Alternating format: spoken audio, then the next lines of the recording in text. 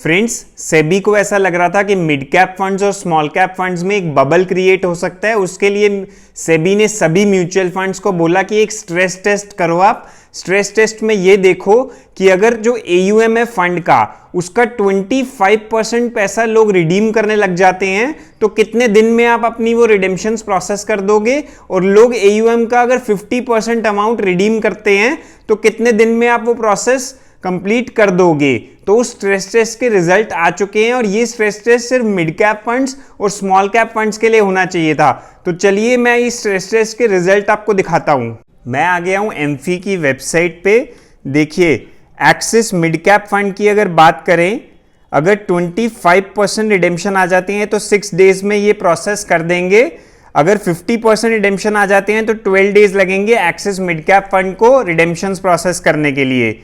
अब बात कर ले अगर जिसमें ज़्यादा टाइम लग रहा है, DSP मिड कैप फंड में 17 डेज लगेंगे अगर 50% की रिडेम्पशंस आ जाती हैं तो। इसी तरीके से HDFC mid cap opportunities fund एक बड़ा फंड है, तो 25% रिडेम्पशन आती है तो 12 डेज का टाइम लग जाएगा उनको, जो उन्होंने रिजल्ट में बताया है। और 50% रिडेम्पशन आती है तो 23 डेज का टाइम लगेगा।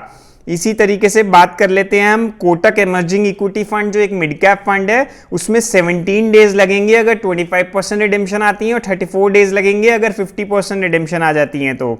इसी तरीके से आप देखिए इसमें SBI का मिड कैप फंड, उसमें भी 24 डेज लगेंगे 50% रिडेम्पशन के लिए और 12 डेज लगेंगे 25% रिडेम्पशन के लिए। इस तरीके से आप सभी AMCs का डेटा देख सकते हैं। आपको ये एमफी की वेबसाइट पे भी मिल जाएगा। एक्सिस स्मॉल कैप फंड में 28 डेज लगेंगे अगर 50% रिडेम्पशन आती है तो, 14 डेज लगेंगे अगर 25% रिडेम्पशन आती है तो। देखिए, DSP स्मॉल कैप फंड में भी 32 डेज लग जाएंगे अगर 50% रिडेम्पशन आती है और 16 डेज लगेंगे अगर 25% रिडेम्पशन आती है। तो फ्रेंड्स, जितना बड़ा फंड होता है उतना ज्यादा टाइम लग जाएगा म्यूचुअल फंड को रिडेम्पशन सेटल करने में। लेकिन फ्रेंड्स, इसमें घबराने की बात नहीं है। अगर आप एक लॉन्ग टर्म इन्वेस्टर है, आप 5-7 साल के लिए SIP कर रहे हैं, आपने इन्वेस्टमेंट किया हुआ है मिड कैप फंड्स या स्मॉल कैप फंड्स में, तो आपको कोई घबराने की जरूरत नहीं है। आप अपने फंड्स को चलते रहने दीजिए। लेकिन अगर आपका फाइनेंशियल गोल 6 महीने साल के अंदर है या बिल्कुल शॉर्ट टर्म के लिए आपने इन्वेस्टमेंट किया हुआ है, तो उस केस में आपको थोड़ा सा कॉशियस होकर चलना चाहिए। तो फ्रेंड्स, आज की वीडियो में मैं यही आपके रिजल्ट्स जो थे वो शेयर करना चाहता था। Thank you for watching friends.